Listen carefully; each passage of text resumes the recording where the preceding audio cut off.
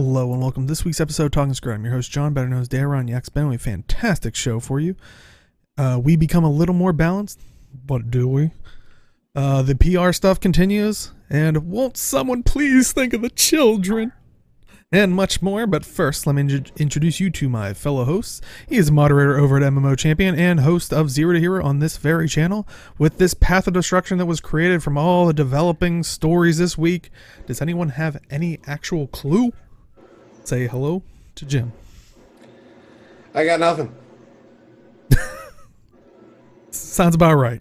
Yeah. And he streams over on Twitch where he answers the age-old question. The balance patch makes it so a class can kind of bug out and probably solo raid. Can we really call it a balance patch? Say hello to Age. Sounds more like a feature to me, but you know, that's just my opinion. I figured it would. So we'll get into all that stuff. So, all right, let us jump right into it. So this past week, the July 10th, mostly balance patch, but there was stuff in there. We'll get to the actual balance of the classes secondary. So if you do have stuff that you guys want us to specifically talk about, definitely kind of get that ready and holstered and all that stuff. But first, so generally, some invulnerability effects will now stop conditions from applying damage. Subtitles shown during cutscenes now scale accordingly, so that's nice. You know, nice little things. I mean, were there any major things like, I guess, fractals, some bug fixes, especially to the new fractal? Sorry. Oh, the DPS. Breakfast torment triggered me. No, because yeah, that. Go ahead. I'll wait until we get to Ranger as to why this triggers me, and then we'll move on from there. Yeah. So working as intended, right? I like how the corner of Portal Scroll you can put it into the book thingy now, which I have to do a lot more. Apparently, I was seeing some chatter about this in map chat. You could do that beforehand as long as the other scrolls weren't in the book already. Ah, that's interesting. So that was weird, but apparently they fixed that, and you can just put all three of them in right now, and yay. Well, that's good that they finally figured that, like, got that sorted, because yeah, that was pretty bad. Yeah. But yeah, I see, you know, like Living World, some of the new story stuff, they, like you said, the Portal tome, and some of the stuff in the actual kind of, I don't want to call them quests because sometimes people get triggered by that, but the actual events during the living story steps, they helped deal with that and stuff like that. So yeah, all around nice little bug fixes, but surprisingly we got a balance patch, which I think they really didn't announce till like a couple, like halfway through last week, or like they kind of didn't give us a lot of time to realize that there was a balance patch, if I remember correctly. It's interesting because usually it's done near the end of the season or something like that. But I was surprised that there was a balance patch overall coming through. Like I'm okay with it. I dig it, but was just surprised because normally the balance cadence is a little slower. I am not complaining about more balance patches. Not at all. And from the sounds of it, for some people, we're gonna need one. Or a readjustment. Okay, yeah, they almost announced it a day before it came out. Yeah, I was gonna say, I thought I heard something where they were like, there was a mention of a balance patch, and I'm like, you know, in the next update, I'm like, holy crap, that's like a couple days away, but maybe it was just only a day. But yeah, it's not complaining. I just saw random tweets the day before. I'm like, oh, I guess there's a balance patch coming. Yeah. Some general stuff with profession skills, you know, fixed a bug that prevented some traits from automatically breaking stuns. It's a good thing. The weapon proficiency icons for the Herald, Tempest, Dragon Hunter, Reaper, and Druid profession specializations have been updated. Okay. Rune of the Adventurer. This rune has been split between game modes and will now grant 25 endurance in PvP while maintaining 50 endurance in other game modes. They're just nerfing dodge more. I understand why. I was gonna say I think you come out pretty okay in the long run on this update. Yeah. We'll talk about it. And last kind of big general one was fixed a bug in which Shadow Step pathfinding could sometimes incorrectly fail. So, all nice things. So we'll go one by one through the each profession, and we'll kind of do like general things. Oh, go ahead. I do have one thing about the Shadow Step failing. I felt really bad for Thieves before, because that was a hotfix change. That came in after the balance patch came out.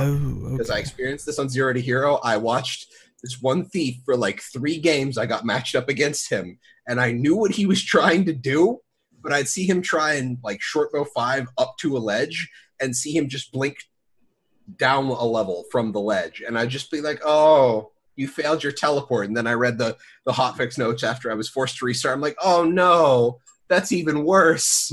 You were doing it right and you were still failing, and I felt so bad for him. Oh, feels bad.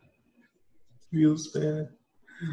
Yeah, oh no, and then Zachary was talking about the invuln change where you don't take damage while you're invulnerable. Since I'm playing an engineer this season, Elixir S just got better, so cheers in it. Makes sense. If you're invulnerable, if you have invulnerability, you'd think you would be invulnerable. Well, it's even worse with stuff like Mistform and Elixir S, because you have no access to other skills while you're in the invuln state. So you're still taking damage, but you can't do anything to cleanse it. So there was actually, and it was, I think it was not this past week, but the Zero to Hero before that, someone was saying like, yeah, your Elixir S is actually killing you because you can't use skills to cleanse when you drop low. And I'm like, yeah, I know, but it's not a utility skill, it's the trait. So and yeah, that's a global change, Zachryox, you're right. Yeah. Well, and I saw you and actually Aaron talking about this with the Elementalist, the change to Meteor Shower that was done in the previous update, which limited the maximum damage on a single target, is being extended to other similar skills in this update. This change is aimed at normalizing the damage that Elementalists do between small and large targets with these types of skills. In general, Elementalists will see increased damage up front with less damage over a longer period. So basically, when I talked about the Meteor Shower change previously, the damage is getting front loaded into their AoEs. So you're not getting hurt by targets moving out of your AoE as much. I wouldn't know about Sabbatha Savage. I literally have just I've done Sabbatha once in my raiding. So there's that. But me and Aaron were actually talking to Lava Font. So skill 2 staff fire for elementalists. Lava Font now has a 6-second cooldown, which is lower, the lower cooldown. But they reduced its damage just by a flat 40%, which kind of basically makes Lava Font just I want this to crit to proc Burning Precision or to proc other crit related traits. Me and Aaron were having a conversation. He was saying that he just wished they would rework Lava Font in general. Okay, Savage. Cool. Now I understand. So the Condis, the invulnerability effects affect NPCs as well. Got it. But the thing with Lava Font is that he was saying they should be more creative with it. And this was even because that Twitter conversation was happening while me and my wife were at breakfast. Even we were talking about it, is have it have slow on it, because you're basically walking through magma. Just put slow on it as a because then fire would actually have some kind of soft CC instead of just being all about damage and the only defensive thing being burning retreat. But my entire opinion really is that a lot of the elemental staff just needs a rework, I think, in general. Okay. Personally, I don't. So if you think about all of the other weapon combinations for elementalists, you feel like you can combo and kind of set yourself up a rotation with how you combo your skills. Like a burst combo when I was playing Dagger is you would Burning Rush in, Ring of Fire, swap to Earth, do the AoE knockdown, and then channel Earth 5. Mm-hmm. Like, that's a pretty snappy combo. Fire has some combos moving between elements, but even then, like, for a quick CC combo just in air with Dagger Offhand is you air 4 in and then air 5. So you have the rush in damage knockback. So there's a lot of combos within elements, within elemental attunements, but fire, it's just kind of like, or with staff, it's just kind of like what combos together really.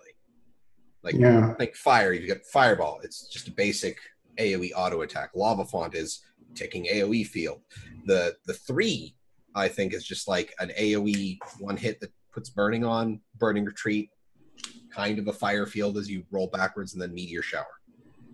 But like that's just a lot of, it's just here, have a meteor shower. That's all fire is. And then like I feel like the staff could just use a playability update. Okay. Yeah. Oh, well, there's 2 things that's interesting about staff. First of all, the lava font thing. I find it hilarious that they nerf the lava font, the base skill, but the lesser lava font does more damage. Oh my god, really? They didn't nerf lesser lava font for the downstate one? Oh my god. So like let's say lava font does 6k damage, lesser lava font does 10k. Oh my god, that's terrible. That's funny. That's amazing.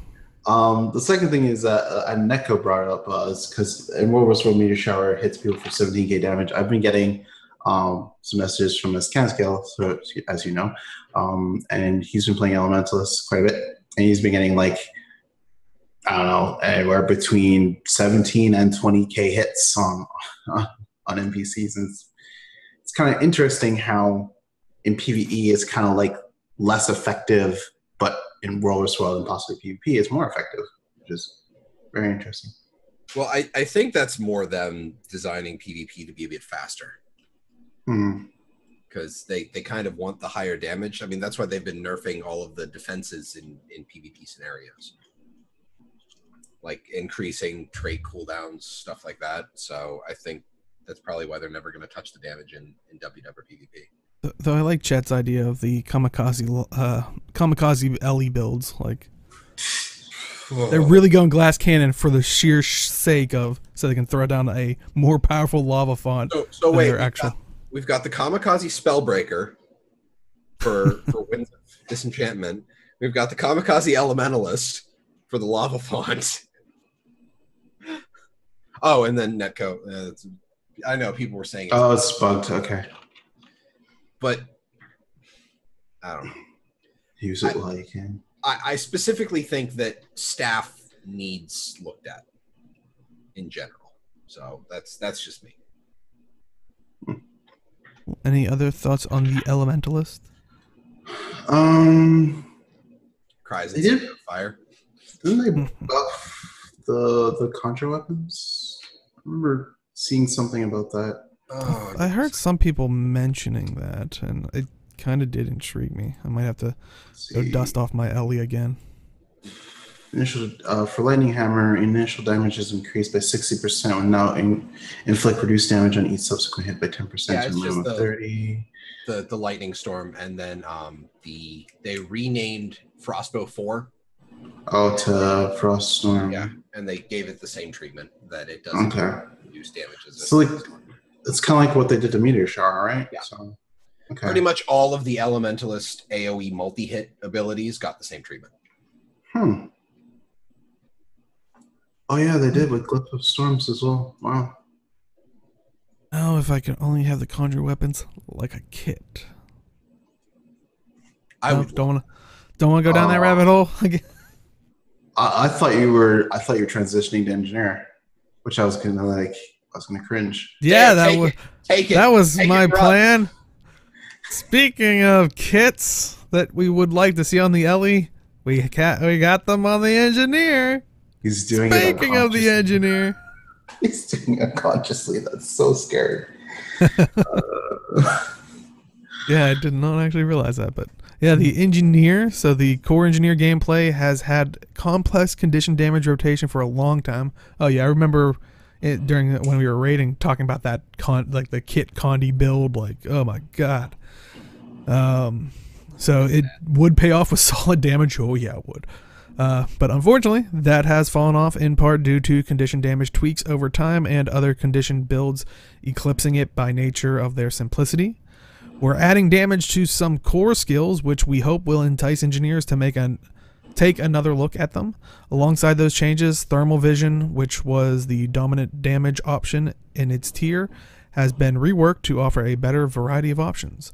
And finally, a few elixirs have been updated to remove their random boon, instead granting reduced amounts of all potential boons so that they're more reliable and can be used more intelligently. So I really like that change. Yeah, no, the elixir changes is A+. Would buff again.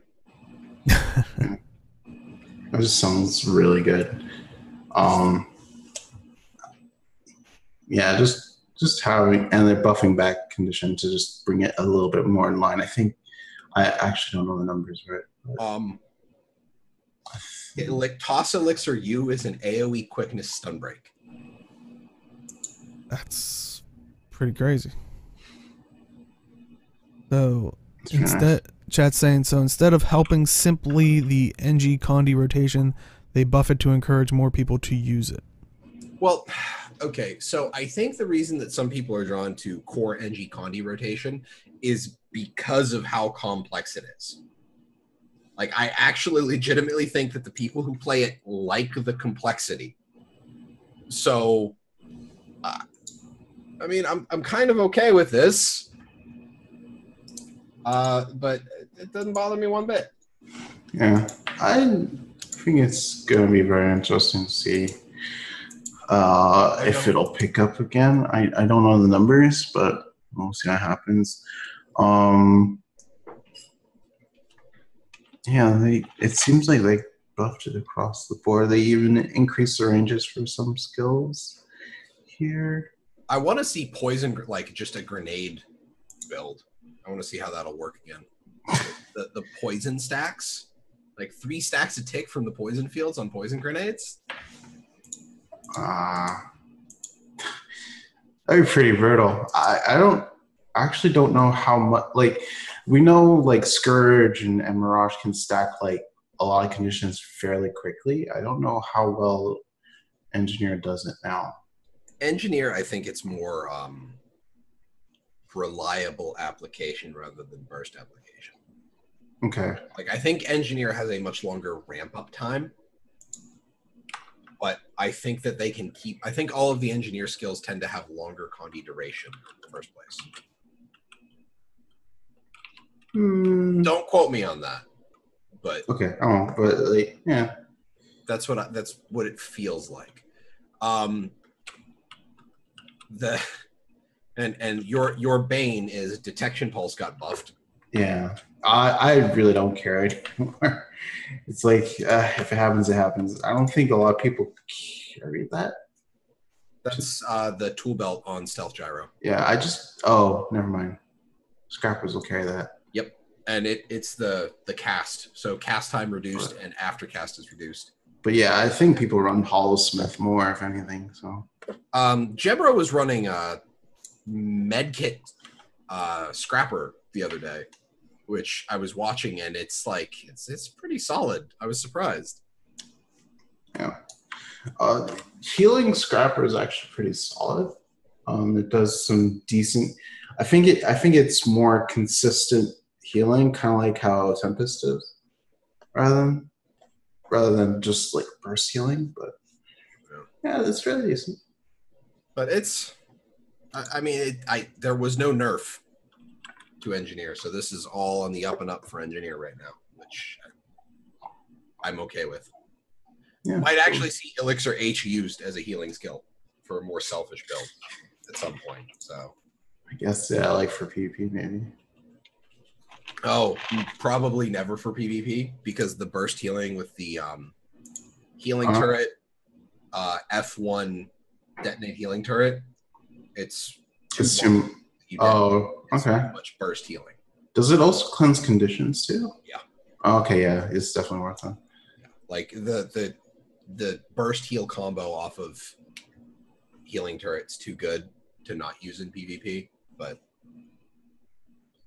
Elixir H might be used for more PvE builds, or even dub if you're doing like roamer stuff. Okay. Any? I'm good on engineer if you wanted. Yeah. I was say any final thoughts on NG? I'm good. All right, let's talk about the Guardian.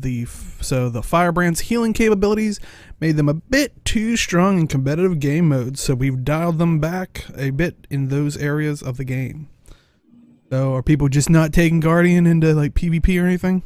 Oh no, it's still there. It's still there. It's just that they're less potent in healing. So.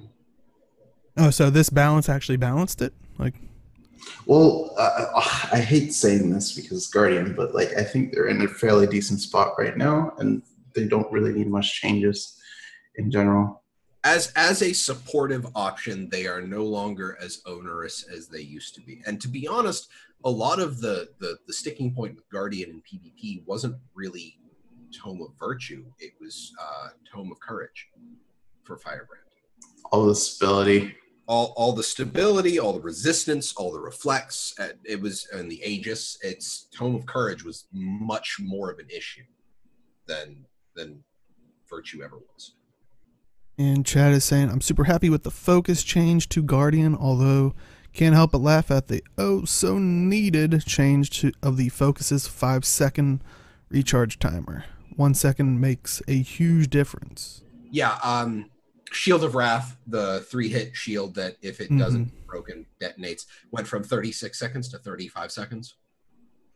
Which the only reason I think they did that is to kind of normalize the cooldown time, because there are very few things that have that are above 20 seconds that have a weird cooldown timer like that. It's usually every 5 for the seconds. Yeah.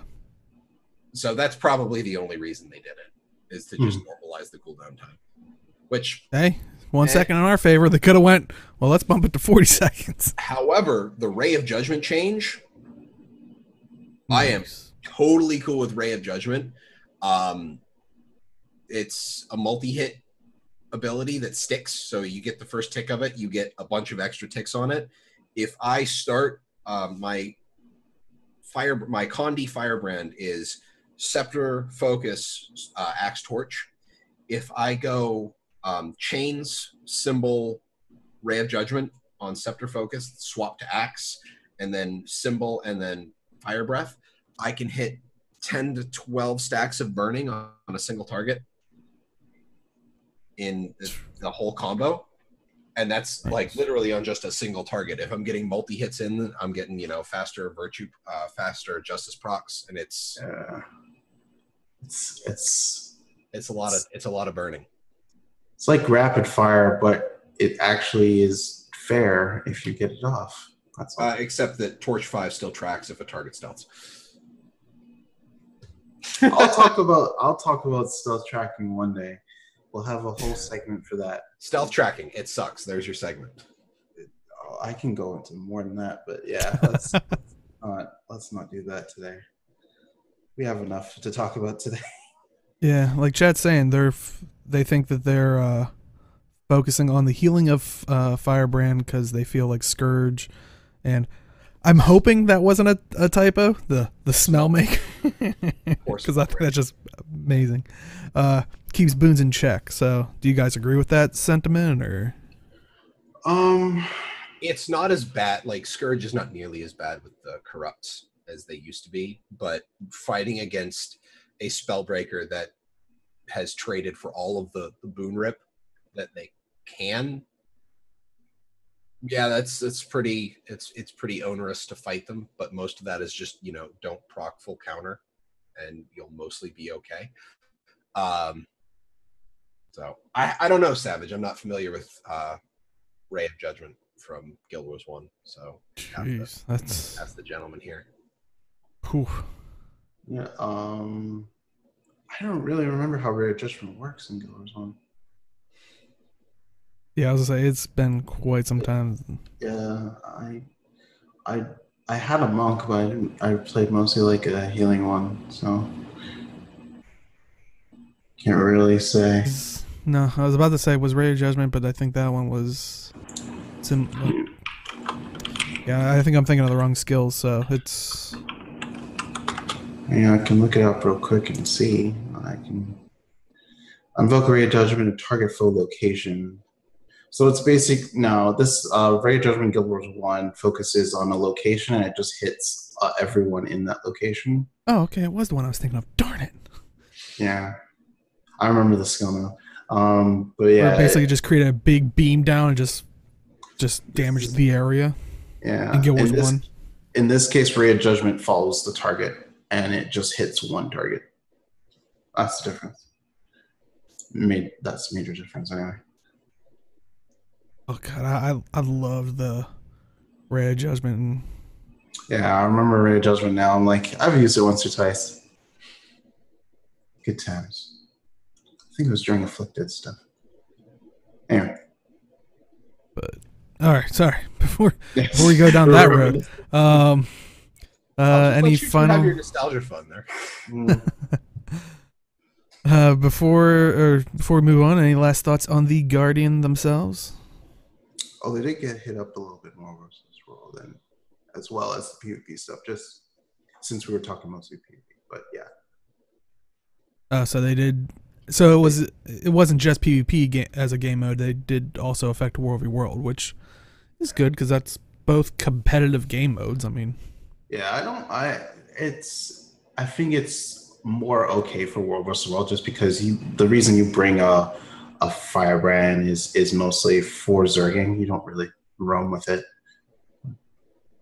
As well, I haven't seen any firebrands roaming, so that's all I got. Suggestion from chat: buff hammer to more than a burst gimmick. I would agree with that. To be honest, I feel like hammer needs a similar. Hammer to me feels a lot like elemental staff. It needs a better flow of the abilities. Yeah, I feel like it should be closer to Warrior Hammer, but in a more Guardian themed. Yeah, I don't mind the auto attack chain. The auto attack chain on it's fine. Yeah, that's actually pretty good. Oh yeah, Zacharias brings up a good point. Like we talked about earlier about the invulnerability changes, that kind of did buff renewed focus, indirectly, but kind of get a bit of a Condi. Well, I wouldn't say Condi cleanse because the stuff's still there. It's just you're not getting hurt by it. So nice. Might have to pick up. Oh, I could use Ambrosia again. Wait, when did you stop using Ambrosia?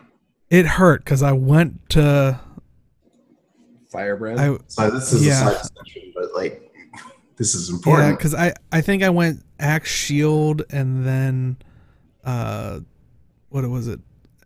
Axe or Scepter Torch or some. I removed the focus in favor of the torch, which it hurt. It hurt. It's okay. So, you can do it. Now I can go back to Ambrosia. There you go. All right. Well, I'm happy. Show's over. I'm going back to Ambrosia. Anyway, let's talk about the Mesmer. So Mesmers have been doing a little too well in recent updates with the increased damage across the board. What was that scoff? I heard a scoff. It's nothing. You think they're underplaying that? So across the board, due to the confusion changes as well as unparalleled support from Boon Share on top of multiple evasion windows. So they said, while we think these are good thematic roles for Mesmers to have, their overall effectiveness is too high. So we are taking steps to rein in some of that extra power. To be honest, I didn't see a single Mesmer on Zero to Hero last week. And if I did, they died very quickly for some reason. I don't know about PvP. I ran into World versus World one, they're still kind of annoying as hell. But yeah, they did ineffectively.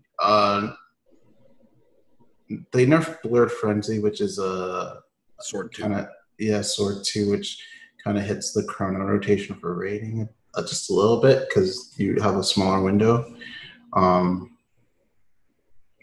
But they're kind of going the Condi route where, you know, Condi's more about damage over time rather than burst, and they're trying to fix that. But I still think it's a little bit of a problem. It's the Condi Mirages I run into are kind of like Scourges, but not like as oppressive with the Condi application. But if they apply that Condi, it sticks to you, and it'll stick and stick and stick. Even if you Condi cleanse, like it's really rough. At least from my experience. Yeah. I'm okay with that. Like that's kind of the whole point. Is if you land the Condi, you're supposed to be able to get the damage out of it. So yeah. Chat saying Chronomancer Wells still can't be used underwater. Yeah, Revenant says hello. Welcome to what we had to go through. Underwater, huh? Yeah. Yeah, you won't get any sympathy from Deo underwater. Like nothing. There won't be any sympathy from Deo for underwater mechanics not working. And Torment, I can only imagine you compress, you chop 3/4 of a second off of an animation. Yeah, that's gonna look funny. Though it actually think of that. Well, you figure it kind of matches the name now, Blurred Frenzy. So yeah. They also hit Signet of Inspiration, which reduces the duration of Aegis shared by the skill from 10 seconds to 2 seconds. They dropped a lot of Aegis application. That's a pretty significant right there.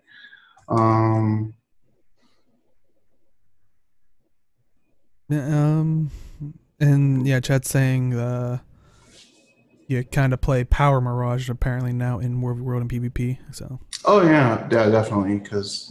But I've still run into some Condi ones every now and then. I mean, there are always going to be people who don't want to stop playing something. Yeah, because they're used to it. So. Yeah, or for lore reasons, like my Revenant. My Prophecies build. Every once in a while it becomes good again, and then it quickly goes away. Hey, at least you don't lose your hammers to them clipping into terrain anymore. And we got some underwater skills. Actually, technically, your build is kind of better. Oh, really? Yeah, I'm back in the game. Well, I didn't say it was meta, but... Oh. I'm I don't slightly know. back in the game. I don't know if it's meta. We'll get there. Let's go Necro. Okay, yeah. Yeah, so I guess we're pretty much done with Mesmer, it seems like. Necro, so we're making a major change to Epidemic in this update to curb the ability of multiple Necromancers to change conditions indefinitely. While the point of the skill is to spread conditions, we didn't feel that one skill should have so much multiplicative power. Following up on the Underwater Balance release, we've updated some skills to enable their use underwater. And we've taught the Flesh Golem how to swim, which weirdly makes it a flesh shark. Yay! Only, 5 years? Is it literally a flesh shark now? I have not. Yeah, it basically looks like if you're in ore, those like megalodon sharks. So basically that skin. Yeah, that's awesome. That's didn't we talk about that every time we brought up Flesh Golem working underwater? So happy. That's pretty cool. Nice. Also, like they buffed Dagger. Like that was kind of out of nowhere, but I mean, I gotta think. Like, they were trying to make Dagger faster, so they take the skill 2, the Life Siphon, and go from 3 seconds to 1.75 seconds. Ooh. I actually kind of, I think Dagger. Well, this is like 2 years ago, I think, when I made like this kind of power tank Dagger lifesteal build, but it was actually pretty fun. And glad that they kind of left it more.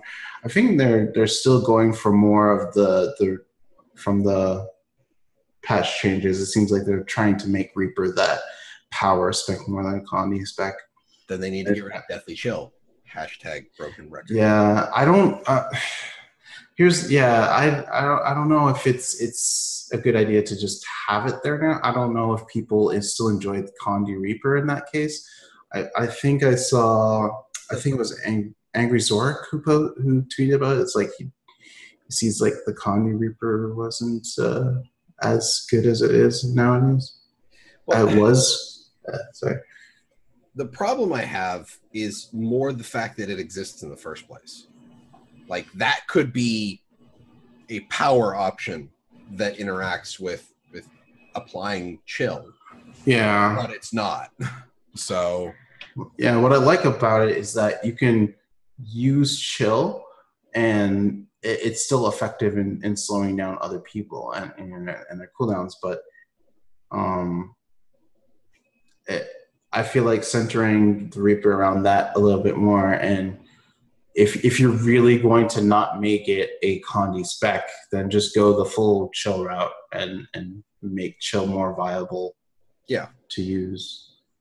But that the other thing is people like we're getting the Power Reapers showing up. I feel like the Power Reapers are really only showing up not just because we're just seeing like Life Slash, Soul Spiral, Death Spiral, all Reaper Shroud abilities, minimum 35% damage buff out of those 3 skills with this patch.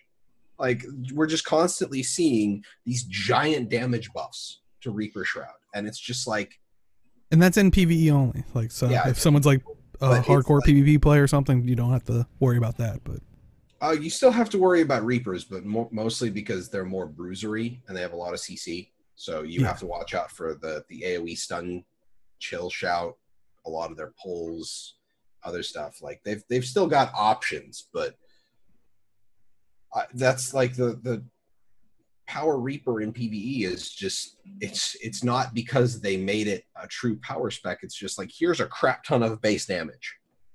Mm-hmm. So, however, I do like the following changes is that they remove the boon corruption from the auto attack chain on Scepter.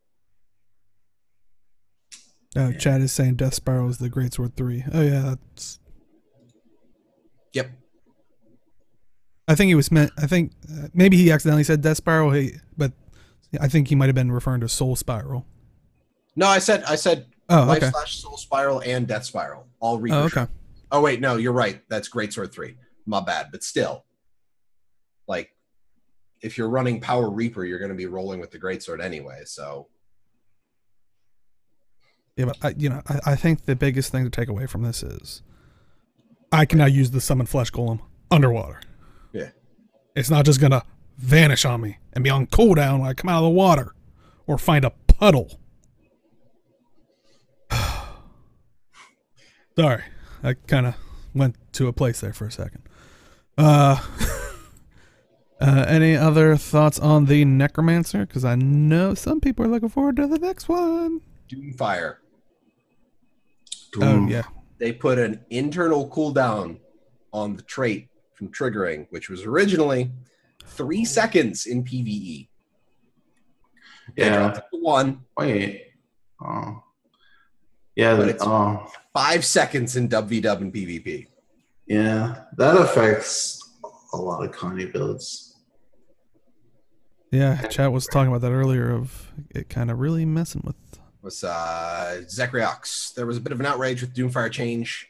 Raiders and PvEers saying that the 3 second cooldown was too much for nerf, which they changed it to 1 second. So there.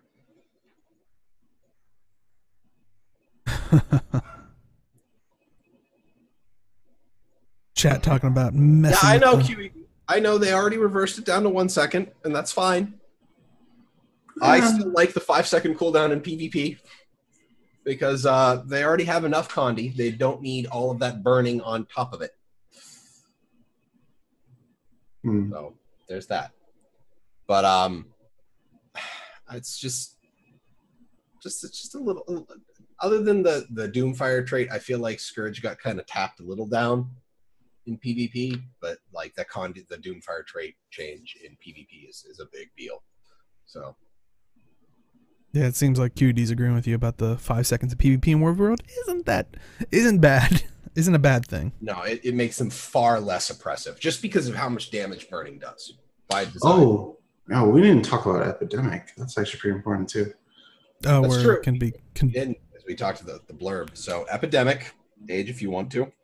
Increase the travel speed of Epidemic projectiles by 33%, but the skill now reduces the duration of Condi's 8 copies by 50%.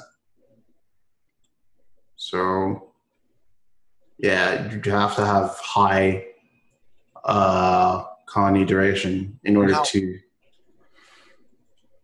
How does Condi duration on your gear affect Epidemic's bounce? Does it at all? I've always wondered about that. Like when you, so is this change? It's like you take the Condi from one target, you copy it out to the secondary targets, and then does it increase the lower duration by your Condi damage or by your Condi duration?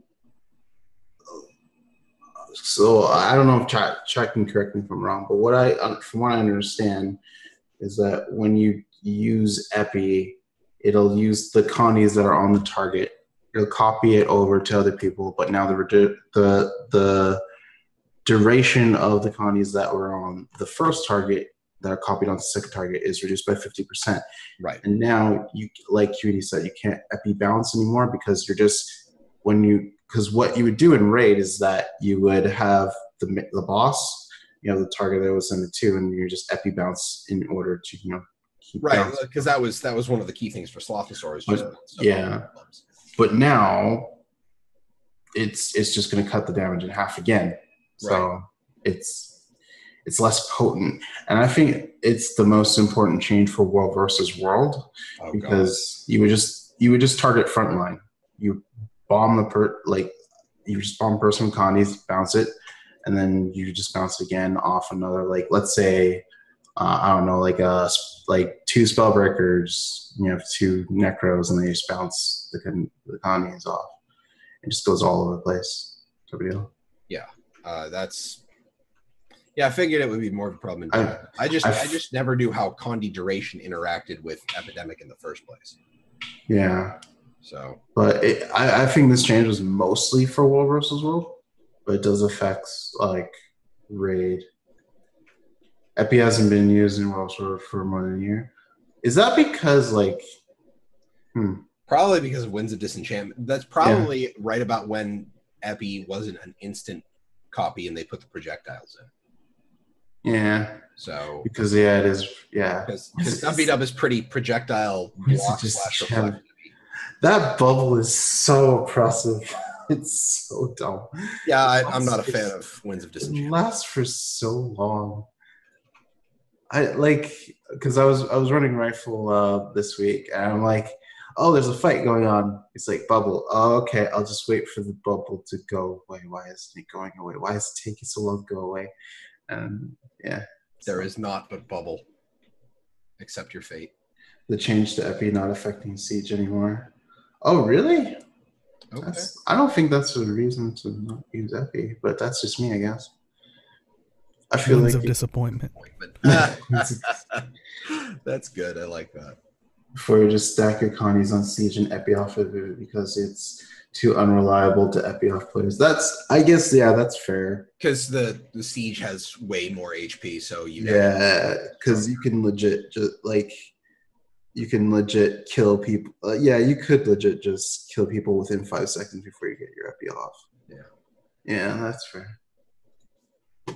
Yeah. And final thoughts on the Necromancer? Interesting changes. It'll be interesting to see the fallout. Let's talk about the Rangers. So Soul Beasts were not performing quite where they wanted them to be. So they're eliminating the difference between bonuses granted to Ranger pets and Rangers on a few traits in the Beast Mastery line. A few ranger pets were continuing to overperform, so those have had their power knocked down.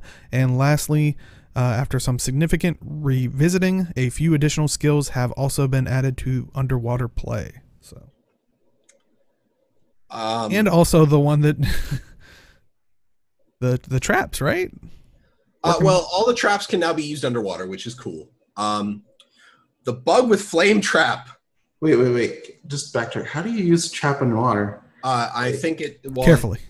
It triggers, like, it's the same as with traps now, is you drop it and it creates a zone that if an enemy passes into it, it creates as a pulse. Is it like a bubble or? Yeah, I would assume it creates anything that's an AoE on land is a bubble in water. So okay, just create a pulsing AoE zone.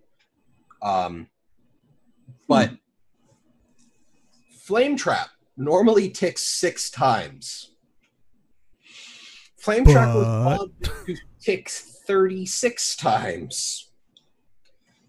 I was playing 0 to Hero and I ran into a shortbow Condi Soul Beast. I was wondering why I was instantaneously dying when I dodged into his trap. It was just one. It was just one extra counter in the 4 loop. No thanks. It's okay. They doubled the 4 loop. Ugh. We don't need nested 4 loops in anything. No, working as intended. No, because no one should be able to do 36 ticks of burning. Burning is like the hardest hitting Condi. It is the hardest hitting Condi, save for traded Necrofear. Yeah, well, damage wise, I guess. Yeah, like that is the only thing that hits harder than burning is Necrofear traded to do damage. Yeah, chat is saying 46k Golem DPS with the bugged flame trap with a 48k possibility. So, yeah. This kind of skill is tweeting me some benchmarks of that. I'm like, what? I need to re-roll. It's like I need this build. Yeah. Yeah. No. But like I didn't know it was bugged at the time. So that was the hot fix that at the same time fixed the shadow stepping to ledges. I ran into the same ranger before and after the hotfix, and I didn't have nearly as hard of a time killing him on point after the hotfix. Now I know why. Yeah. Because I was burning to death very quickly. Feels bad, man. The change that I want to talk about is smoke scale finally getting nerfed. Like, holy crap. That pet is the most oppressive pet I've ever fought. As someone who abused the shit out of the Soul Beast combo with this, yeah, I'm totally okay with this. It's such an abusive pet. It's the reason I say that is because like when I run it, I don't like fighting rangers that have soul skills because like pretty much like if I get hit with any of like smoke assault or like I will lose a good chunk of my health, and then rapid fire comes in, and like I have to deal with that too. It's not fun, not fun at all.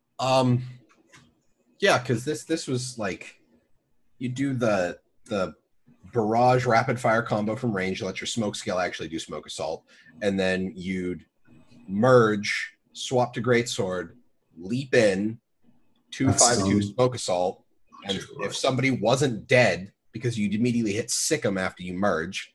If someone doesn't die to a Maul, Hilt Bash Maul combo plus Smoke Assault, you're doing it wrong. Dear Lord. Yeah, I can imagine that hits like a truck. Jeez. It does. It's hilarious. I love it. It was the best thing ever, but yeah, I totally understand why it got nerfed. And as you're playing it, you're like, well, I'm going to enjoy this while I have it. Well, I played it like 2 or 3 seasons ago, and I'm honestly surprised it took this long to get nerfed. Iboga, however, like they've been nerfing Iboga since Path of Fire released. I don't know the damage numbers on Iboga now. Very, I know it was very strong when it first came out. But, I think it was originally it was crap, but it was crap because of a bug, and then they fixed the bug without changing numbers, and then it suddenly became the best DPS pet by far, by like miles, and then they've been slowly tuning it back ever since. Yeah. Huh. We'll see what else. Farsighted.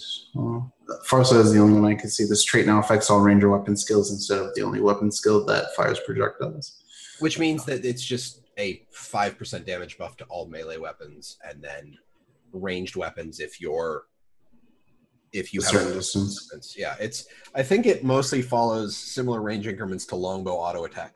Don't quote me on that one. I'd have to look at it again though. But I think like 600 is the first damage bump, and I think there's a third damage bump past that, but I can't remember. So. Yeah, it's been a while for longbow, but so what I'm learning is they need to bring all the other traps in line with flame trap, right? Yeah, no, that's fine because as it is now, yes. No, previously. No. Any final thoughts on the ranger? Let us. Chat's actually saying the Iboga is still too strong in PvP or PvE. Sorry. So, well, maybe we'll see another nerf to it. At least if they're doing it in small increments and not doing too much, and then having I'd rather slowly walk something back than to just like hit it with the hammer and leave it. So yeah. All right, let us now talk about the Revenant. So they said with this one, our changes to the Revenant are focused on giving them more flexibility by reducing some of the upkeep cost of their Legends passive skills. This will allow Revenants to run those skills for longer while still having energy to spend on other skills. We've also made some adjustments to improve the viability of Revenant power build in PvE. I've been asking for this for a while. I think a lot of Revenants have been asking this for a while. Like having energy to spend while having actives on are really, really helpful. Like I understand if you're spamming skills like to the point where you do need to swap to get energy back, but not having energy period is having very little energy after you put your upkeep on for a few seconds is really rough. So I'm kind of glad they did that. I don't play my Revenant, so I do, but I don't. No matter what, I don't change my build. Yeah, whether it's good or bad, I stick with my lore aspect of Herald and Chalice. Yeah, I still my prophecies build.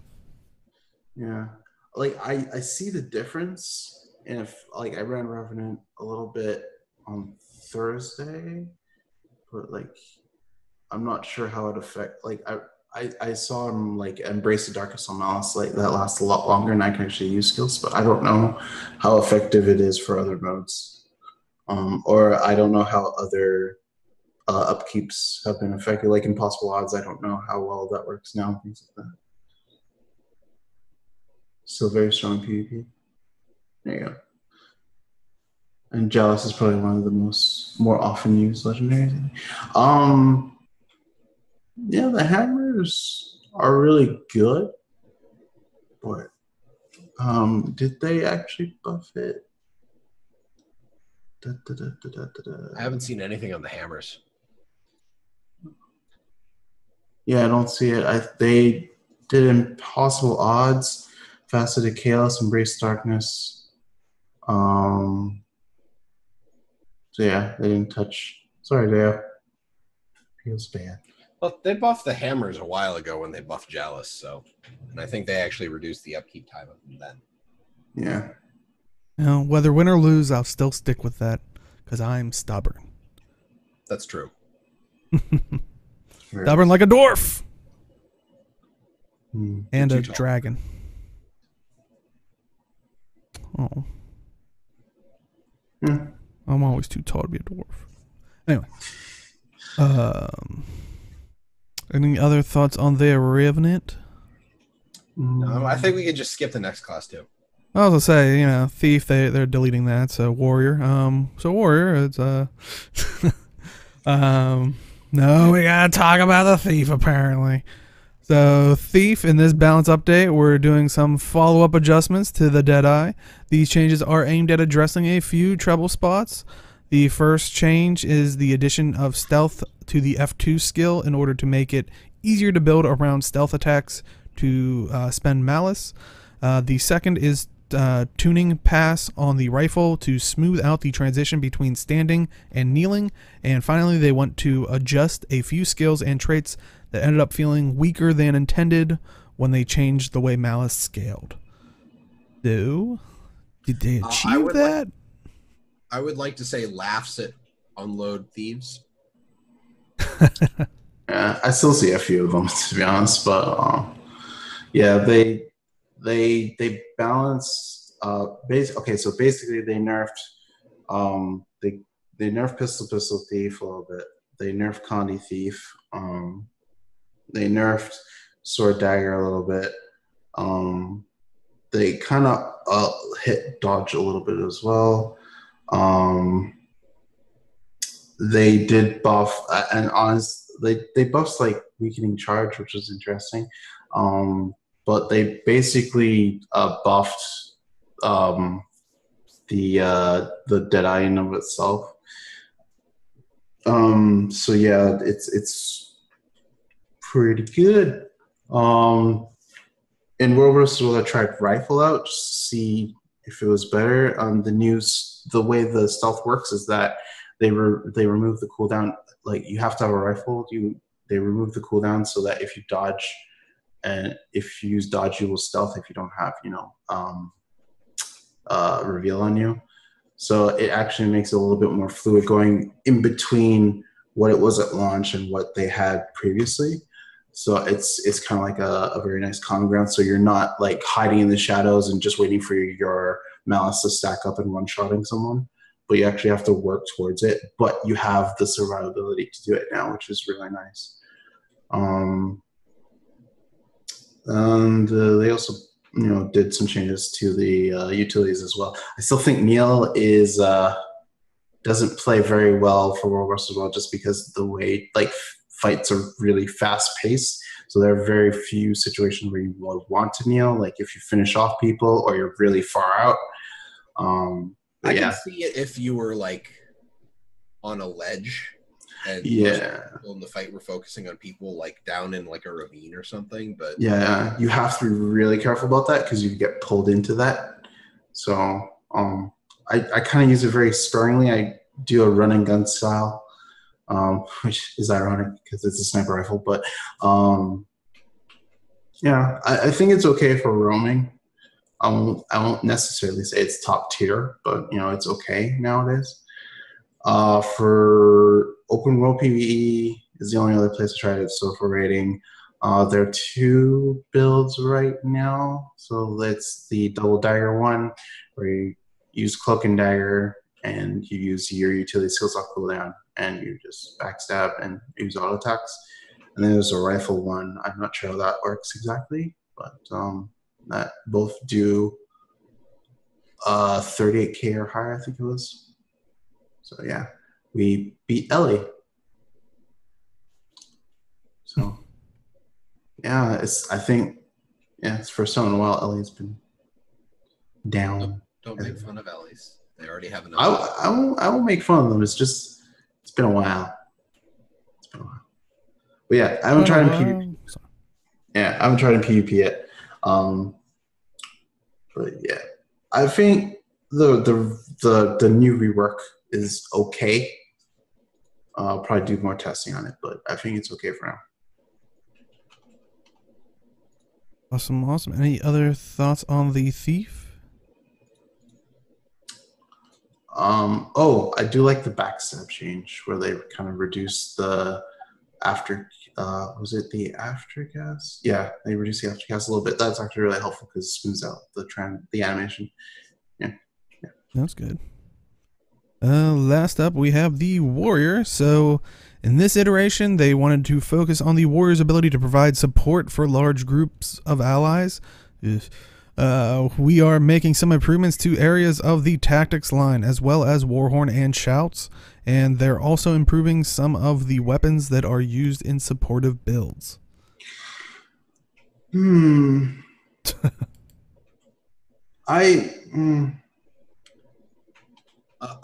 The Warhorn changes?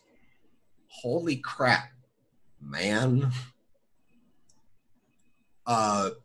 Charge, Warhorn 4, cures 10 seconds of swiftness, cures cripple, immobilize, chill, torment, and burning. Call to arms, grants 10 seconds of vigor, cures weakness, vuln, slow, poison, and confusion. You have a 10-second you have 2 skills that affect 10 targets that cure basically everything. Yeah, I feel like I don't know what this is for. Like, this is dub v dub. This feels like a dub v dub type of thing, or like a meme PvP thing where you're just. I can't imagine support warrior working PvP. But. Well, okay. So the other thing is with quick breathing, the Warhorn trait is now you get a strike of adrenaline for every ally affected by your Warhorn skills. So you can almost instantaneously in a dub v dub scenario have 20 hits of adrenaline in 2 skills. Feels good. Yeah, feels really good. I mean, I suppose if you could somehow get like some kind of weird support, like I know QED is saying it's great in WW and nowhere else. Like if you could somehow fit some kind of really strange support warrior build in a raid. I know but like that's what I'm saying is like I don't feel like support warrior can really work in a raid. Yeah, sadly, it just won't. It's not. I won't say it won't work. I'm just gonna say there are just other professions that do it strictly better. Yeah. Yeah. There was a backbreaker change. Yeah, that was interesting as well. Like knockdown time of the skills have increased from 2 seconds to 3 seconds. That's actually pretty big. Mm-hmm. Knockdown is just like it's very detrimental, and to be knocked down for that long, and if you don't have CC up, like and the warrior knows that, so detrimental because then they could just chain all this damage onto you. It's crazy. It's pretty dumb. I remember QED telling me about this. I think it was 100 Blades. He's gonna have to. He's gonna have to tell me in chat. But I think it was like you could do some really big damage with 100 Blades now. I think it was. But yeah, they buffed sword as well. They. I know Magnus. I know there's no buff nerfed. Sorry. Go ahead. Chat. Oh, sorry. No, it's okay. I think they buffed nerfed sword. Looks like so. They pulled a lot of the they pushed a lot of stuff into the bleeding from final thrust that they added. Okay. Because final thrust is if the target's below 50%. It also, in addition to the bonus damage, it also has 6 stacks of bleeding for 8 seconds. So they kind of pulled the auto attack chain bleeding and put it into final thrust. So you don't have as much upfront condi from as much upfront bleed from the war. Yeah, I'm very interested. I'm very interested in this. If anyone will run the support setup. Because it does seem very viable, but I'm wondering how it would work. I need to think about it, but I'm pretty much frontlining, I guess. But it looks really fun, and then just the random Berserker buff with Scorched Earth, which is the longbow primal burst. Increase the travel speed of projectile. By 200%. By 200%. Yeah, that's actually really helpful, not just for World vs. World or PvP. But for raiding, I know like when you have bosses that move, you want to get as much damage out as much as possible. So increasing that travel speed actually helps out a little bit.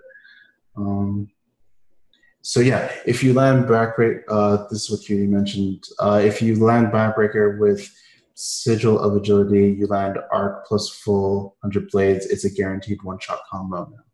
Yeah, so that's pretty dumb. It's pretty dumb, but it's like it's rewarding dumb because like if you land Backbreaker, that means you have Sigil of Agility increases your quickness, but like if that person doesn't do anything during that knockdown, like you are thoroughly screwed. So if you don't have some kind of stun break to get out of a 3-second stun, like that's like heavy CC is something that hammer, like if you see a warrior with a hammer, it's like that guy's gonna knock my ass around. You either stay away from him or you save your CC breaks for that. Yeah, to be fair, the warrior has to bait out the stuns, right? Like yeah, the warrior has to bait out the stun breaks in order to pull off that combo. It's cool. I love seeing it, but like it's not like it's not telegraphed. So yeah, it's a super rewarding combo. I also, speaking of 100 blades, there's also a surprising amount of warriors that seem to not understand how to press escape to cancel a skill or move to cancel some skills. I know Thief had that for a few of the skills. So one of them was what was it called? Shadow's Gust, I think it was. It cancels the Thief auto attack.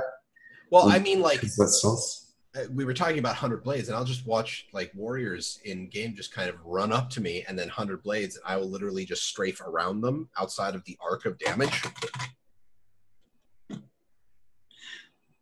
Is that outside the arc of damage, or? No, that was within my arc of damage. Oh, okay. But and they'll just finish the animation while I'm just like auto attacking them. So yeah, well, if you're not gonna close the gap on them while they're doing it, still, right? So well, no, I mean they'll literally like rush up to me, and then 100 blades, and I'll just literally like while auto attacking circle straight around them. Okay. So I don't know. It's weird. Any final thoughts on the warrior? Interesting to see more support warriors in the world for sure. Now, how do you guys feel about the balance patch in general? That's like including the little tweaks afterwards to readdress some of the issues that were caused. And I'm even with the bugs. Like honestly, I was actually kind of happy to see the Shadow Flare 1.5 million DPS bug just because it was funny. Mm-hmm. Like I remember watching the video and someone must have had like a left click macro on their keyboard or something. I just watched they do the setup and then they move their mouse and then you just see the skill flipping and you just see the damage numbers just piling up. It was funny to watch. So I appreciate that bug just for the laugh I got out of it. Yeah, I know some people like while those bugs were still open, they did like hard content like Doom CM or something like that. So like I guess they enjoyed it while it lasts. I don't know. Someone did 67K on Karn. It was like, part of me makes me wonder like if do you come down on people using an obvious bug like that, or do you just kind of ignore it? Like that's from a developer standpoint. I look at that and I'm like, what do really? I was gonna say that really depends because I mean they have done that in the past of an obvious bug where it's like, what was it with the one Karma vendor where you could buy the one weapon and they came down on a lot of people. I think it would be the case of how long did it exist? How long was it verbally like Arena put it out there of like, hey, we know this is a bug, please, don't use it, because I think they did that with that Karma issue that was like near launch and people still did it, and even when they did that, where they banned people, it was like the top people that like that's basically all you were doing was yeah. I guess it I guess it comes down to how much it negatively affects the community in that case. Yeah. Maybe. Because I can see the karma vendor having negative impacts on like economy and stuff. But and that's the thing. Like the one thing that Kate brought up is that some of the people who were using it, like they had already done it legit. So I don't know. Like, yeah, that's one case where people. I'm talking about people who haven't done it. Like, yeah. Oh. So, but yeah, I haven't heard anything where people have gotten banned or, Yeah, and they fixed it rather quickly. So I don't think they found a need to do that. So if anything, they would have just disabled the skill if they couldn't figure out in time, I guess. Mm-hmm. Well, any other thoughts from the balance patch? Oh, I heard everyone who used Deadeye Bug got their CMG was removed. Okay. I guess they could track that too. So yeah. Well, I mean, if it happened during that case, which makes they can see that the damage numbers coming out on the fight. So yeah, if they see that somebody's doing over 1 million DPS, working as intended. It's a feature. I don't want this topic to end because is everybody sure they have no other thoughts on the balance patch? Just do it. You can't avoid it. Pull the Band-Aid off. All right. Well, we can continue to talk about it because we do have other stuff, and hopefully we'll get through this next one pretty quickly. But we talked about last week the whole debacle issue on the internet with Jessica Price, Peter Freeze, and also Roar and the community, Inks, and like kind of the overarching whole community of Guild Wars 2. And boy, howdy, I think last week we were talking about it, a lot of game journalists' websites were picking it up. But boy, has it just gone everywhere. Like, I think, PewDiePie talked about it.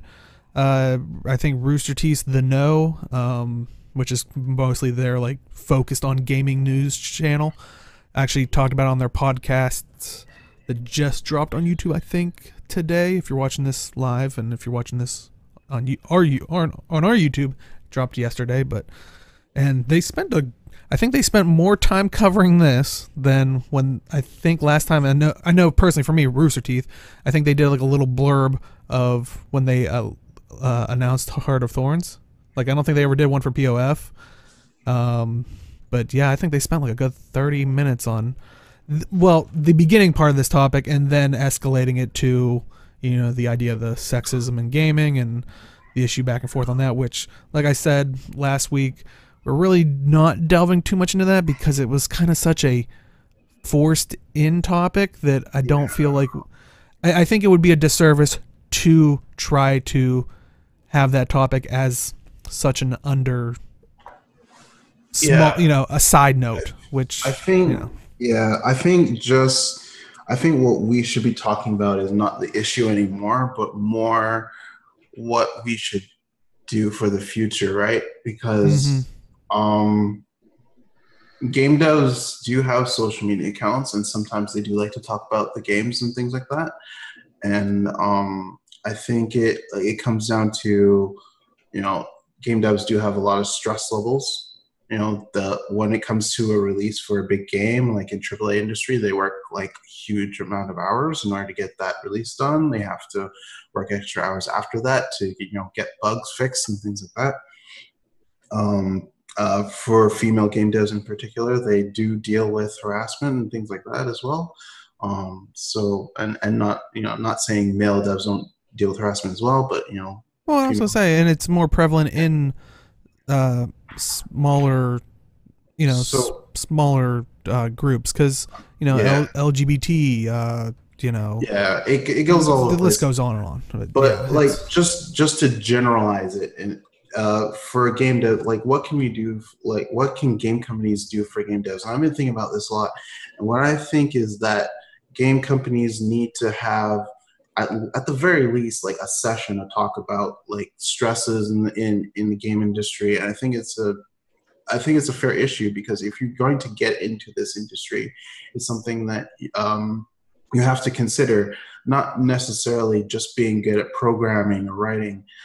You have to deal with like the hours, the stress, the feedback that you get as well, because it could have a toll, and it could spark this reaction that we saw last week.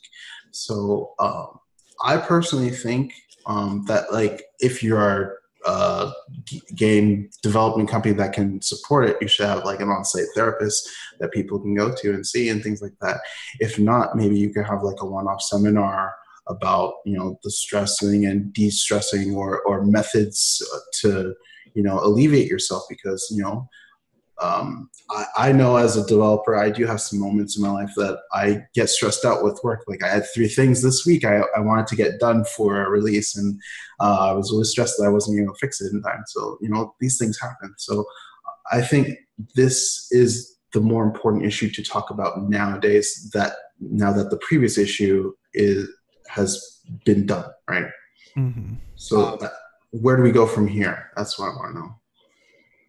I like all those points, and that's even in the broader just IT field. I feel like there's some necessities there.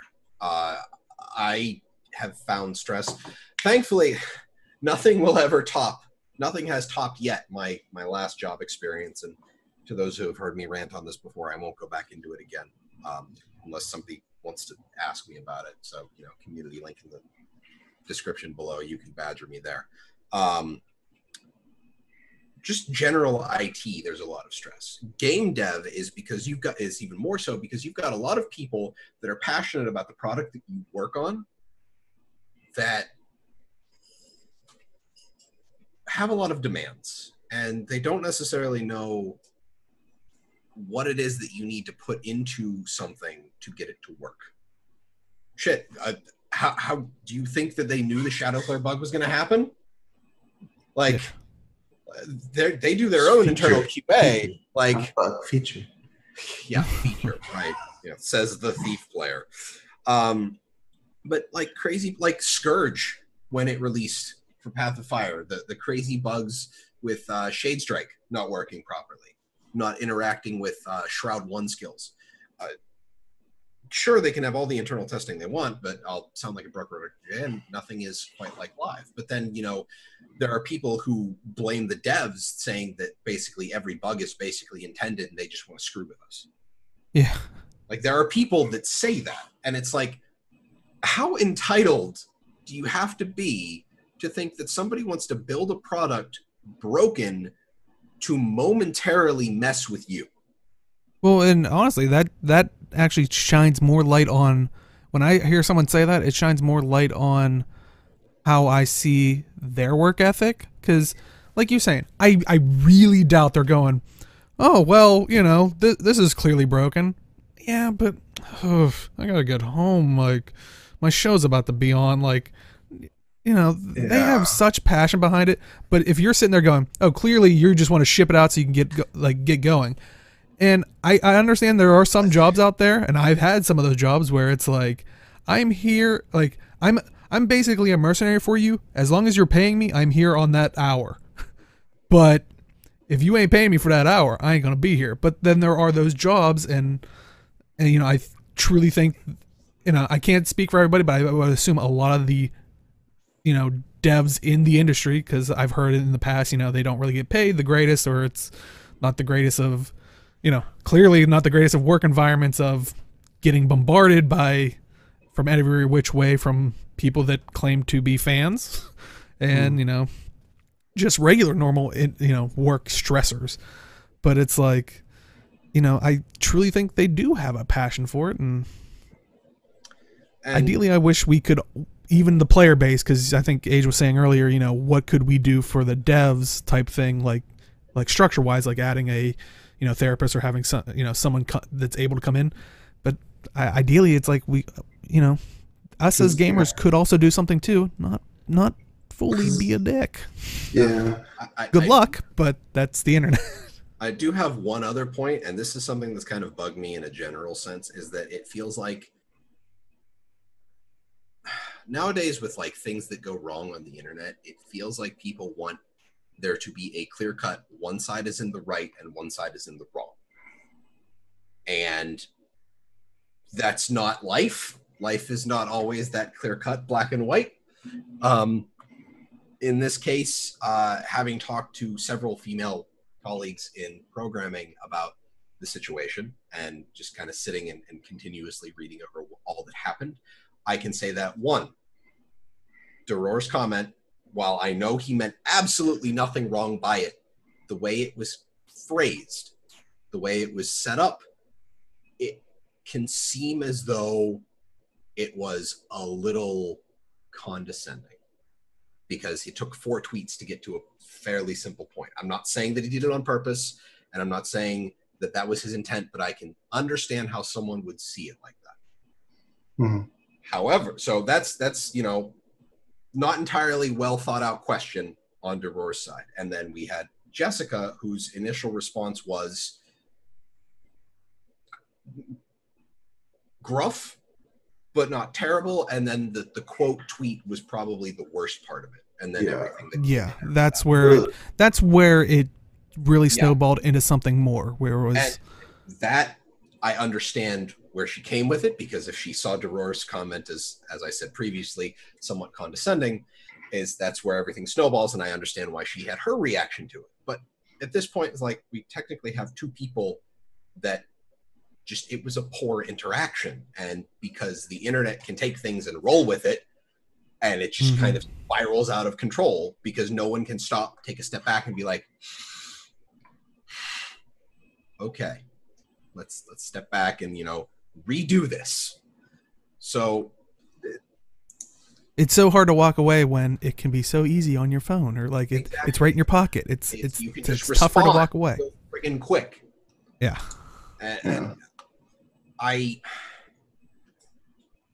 think that it's just the internet. Sometimes social media has become too fast for the human brain, for the logic part of the human mind, to hold back the emotional part of the human mind. So that's the primary issue I saw happening here. So at that point, then comes in Age's suggestion of like having people either on site or having a workshop. Or you're right, Magnus. That's exactly what I was talking about. Though it is interesting because, and this is also the problem, is a lot of people that are still seeing both sides, they're also applying because it's text. We're applying the possibility of how they said it, because I mean, while Duror walked away, he didn't just walk away. He had to say something and walk away. Why did he have to say something?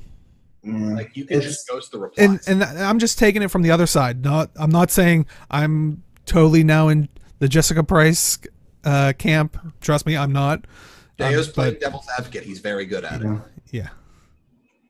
It's interesting because the Rooster Teeth to Know actually was the most interesting out of everything to watch or read, I guess, because it kind of takes a really interesting look at it from a different perspective of being a person on the internet. I guess I'm not sure to phrase that properly, but it was a very different perspective to watch. But yeah. And actually, they did bring up a good. I didn't watch the Rooster Teeth one because I was doing chores while you were posted that. So it came out like a few hours ago. So I forget his name, and now it's bugging me. The something Ellis. If you watch the show, it's the guy with the beard. Beard. That's gonna bug me because there he works in IT with a guy that has the same similar name. Because I watch Rooster Teeth, if you haven't realized. But now that's bugging me. But anyway, he does bring up a good point of what he tends to do with like texts or tweets like that, where he'll type. He's like, he said it near the end. He's like, I usually type out my angry tweet and then just delete it. I've actually recommended that to people in the past, not tweet it out. Well, yeah, don't tweet it out. That's where the problem comes. But I recommend this to people in the past that have felt like hurt or wronged by someone, but don't have that opportunity to say it to them, or because just how things are. Closure. Yeah. But I've recommended people, basically write a letter to them like you would send it to them. Like, put all your angry thoughts in there and stuff, but then you don't send it. Just, maybe rip it up, destroy it how you see fit, as long as it's safe and all that stuff, But it allows you to get that out of your system, like get outside of you. For anybody who plays League of Legends, who follows League YouTubers, Foxdrop, I actually have watched him several times in games. When people are being terrible in chat, he will just start spamming out flaming text and then hit escape to cancel the message. Now that you say that, I figure that might be, kind of the coping mechanism he's using for dealing with how he feels when people are starting to flame him in a match. Yeah, it's just using the technology. It's just that's the important thing. You don't hit enter. You don't hit reply. You don't. Yeah. Yeah. I've done a few tweets like that before, so gets it out of your system. I totally agree. Yeah. And I'm kind of reading like some of the Jessica Price's responses to this. In case someone thought I was in the realm of on her side, I just do kind of find it funny, and kind of no one ever is going to see the irony in of itself because you're so involved in it, is how they're talking about how these things should have been handled by ArenaNet. So basically, she's telling them how to be like a proper HR or hire, a position she's not familiar with, which was the complete issue originally. Yeah. I mean, it's just, and that kind of has been a rampant thing on both sides of, the argument of all this drama sphere. It's just the irony of people saying you shouldn't do this while I'm literally doing this to you. It's like, what? Yeah. And Pencil Packs brings up a good point, is that, muscle memory is a thing. So be careful when you're doing this. It's a lot riskier on Twitter or something like that, because, like you said, muscle memory. Yeah, that's when you break out Notepad and you type it there. And then when you hit enter, you just go to a new line. For the next person that angers you. But yeah, and like I said, we're not going to really focus on the drama of it, because we're mostly focusing on how this affects Skill Wars 2, especially now that it's gotten really thrust in the limelight. Like we said, it's been on PewDiePie. Like Rooster Teeth is, talking about it more so, but not for reasons we would want them to. Yeah. I don't know about Rooster Teeth, but unsurprisingly, PewDiePie is not sympathetic to Jessica at all. Considering he has been much maligned by people in games news, and a lot of the games news outlets that are reporting on this are favorable for her. I'm not surprised that he's taking an opposing stance. I want to watch the Rooster Teeth one. And by the way, while you were talking, I remembered it was Adam Ellis. I couldn't remember the first name, but sorry, that was bugging me. That's okay. No, I understand. I totally understand that feeling. But I think what we're really trying to say here, as continuing to talk about it, is the takeaway is, how can we keep this from happening again? And, Age talked about, people on the dev side, and I think on the gamer side of things, I think it's more like outrage posts are really easy to band together on. Yeah. Like, look at this terrible thing this person said. Let's all be mad at them and, make them lose their job. And yes, I know Zed brought it up. He brought it up again, that stupid "we can get anyone fired" post that was deleted, and it was at -5 when it was deleted. And honestly, I think everybody has brought that up. I know they did that on the Rooster Teeth one, but they did say afterwards that they tried to stress after they made the point was that wasn't the whole community. Which so I'm like, I was ready to be like that, and they were like, I was like, okay, I wish you would have prefaced it with that, but teach their own style. I think the thing is that Reddit doesn't really have the final say in things. It never did. Yeah. Because you can, like, if you've been around like Guild Wars 2 for a while, you pretty much know like things aren't done right away unless like ArenaNet wants it done right away. Like for a perfect example is the PvP match manipulation stuff that happened really early on. People were calling for bans left and right? But ArenaNet didn't do that. They issued temporary bans up to I think 1 year or something like that.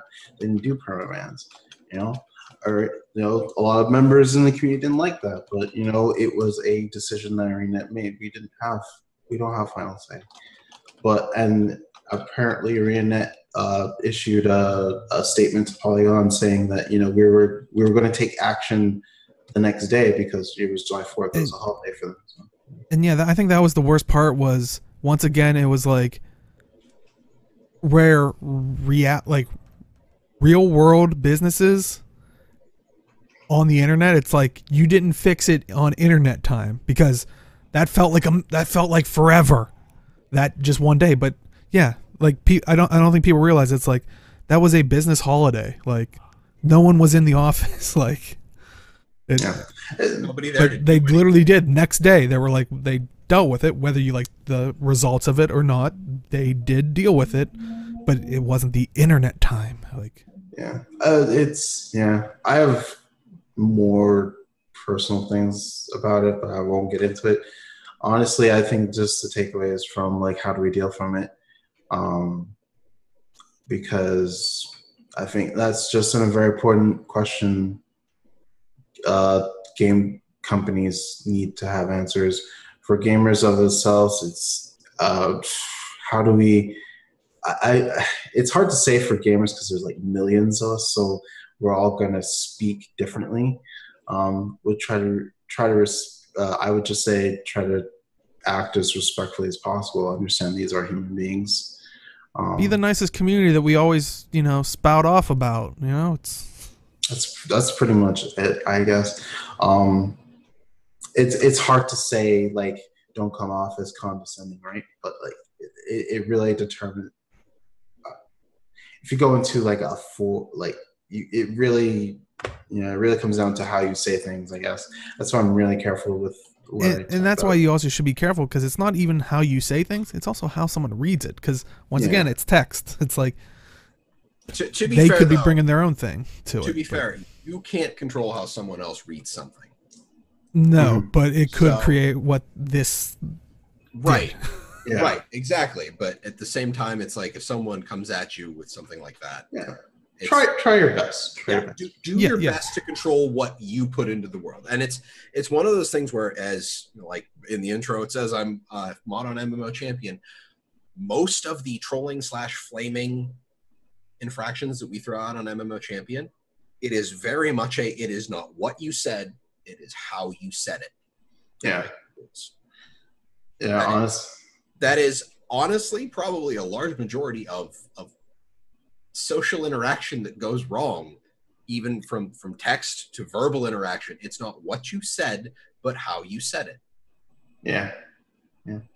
So and we talked about that last week. Star Master, really the only thing we know, is the he said she said that came out of the meeting stuff, and that's we're never gonna know unless somehow there were tapes and. Because even if Arena comes out with an official statement, that's still them. It's muddy. Yeah. But yeah, it's hopefully this discussion of this topic is kind of run its course because it seems like everybody has now voiced their thoughts on it, hopefully. But You gotta wait for Stephen Colbert. Oh God. Yeah, No, he doesn't do the Colbert report anymore. He's not doing sarcasm on it. He's doing actual reporting now. He does jokes, but he does like straight reporting now. So it's not. If this gets to main media, I'm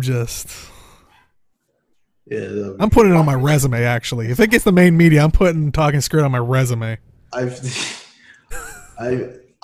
Well, think of it. Well, there's one. If it does go that far, I don't think Jimmy Kimmel will do it, just because of the backlash he got last time he made any relation to gamers. So. Oh yeah. Well, he was being a jerk then. I remember that one. Yeah. Anyway.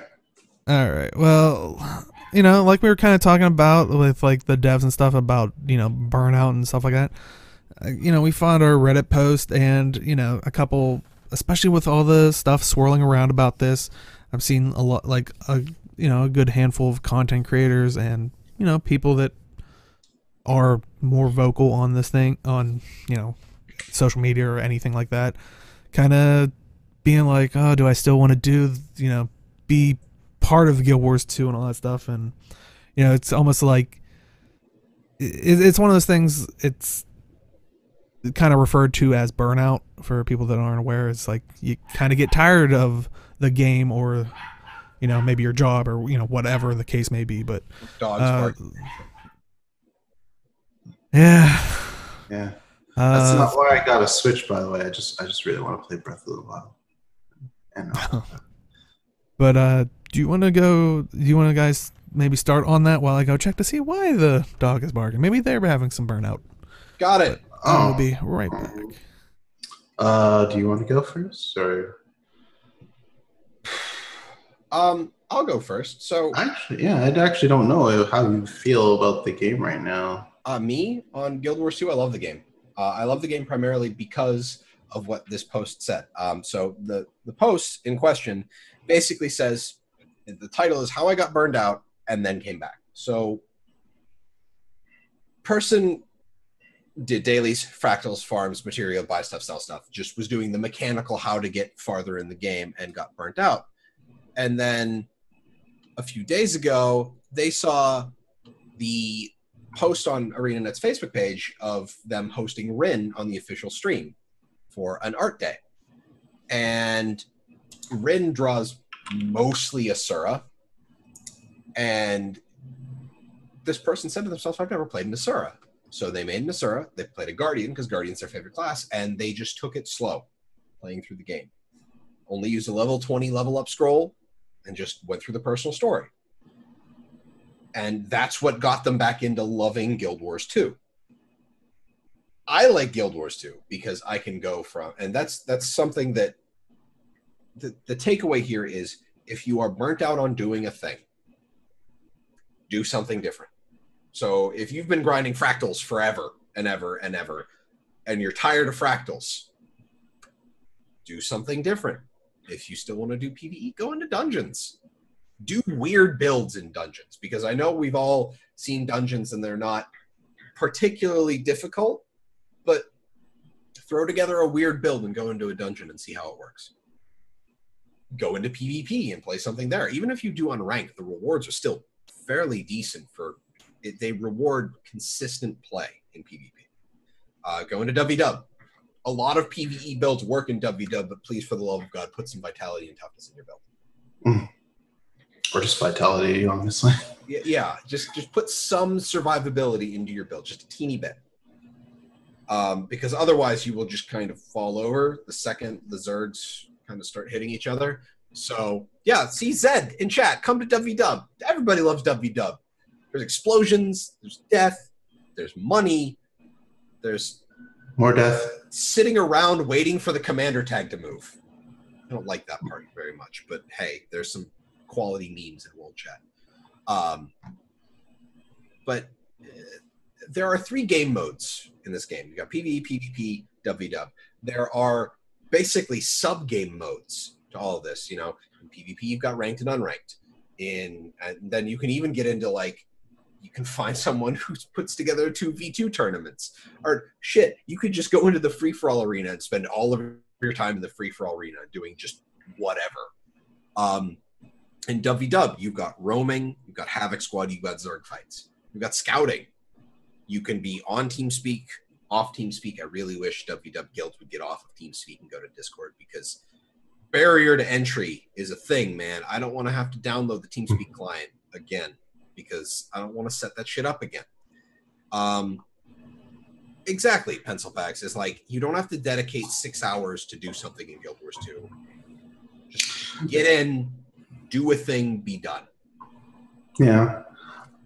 I mean, this kind of speaks to, I think Burnout speaks more to like mono gamers, people who dedicate themselves to like pretty much one game. For example, Inks is pretty much a mono gamer. He plays like Fallout when anyone comes out, but basically he's playing mostly Guild Wars 2, or like maybe 1 or 2 other games, if anything else. I wouldn't consider myself a mono gamer. I'm more like a ternary gamer, I guess, because I play like a few amount of games, and then I have every now and then I'll play like a single player game. So for those players, they play in Guild Wars 2 a lot of the time, because that's where they spend most of their time. And so I can understand if they get burned out. Like, I understand if they don't like other modes as well, because maybe World War Soul isn't there for everyone. For PvP, I definitely know, like, not a lot of people like PvP. For raiding, it might be past experiences that kind of, doesn't persuade them to get into PvP. There's little things like that over time, right? So once you've done a lot of the content, or, not everyone has done everything, but, once you've done a huge amount of the content that you want to do, and you want more of said content, but it's not going to be coming for a little while, you're kind of just in limbo, as it were, right? And so maybe you'll try another thing, sure. But for those people who want to, stick to what they like playing, they'll just like kind of wade through until like the content comes. So for me, I play pretty much all the modes. I haven't played PvP as much, to be honest, but I'm still having a good time. I did take a break beginning of the year because I did feel burnt out. I played some other games during the holidays. It was a lot of fun. When I came back, it's like I still want to play some few other games, even though I tried to come back. So it's like, let's take a little bit more time off. And that worked out. I'm playing Guild Wars 2 again. I'm enjoying the game. But, since I've had that break. So I think it's healthy if you're not a mono gamer to just take that break.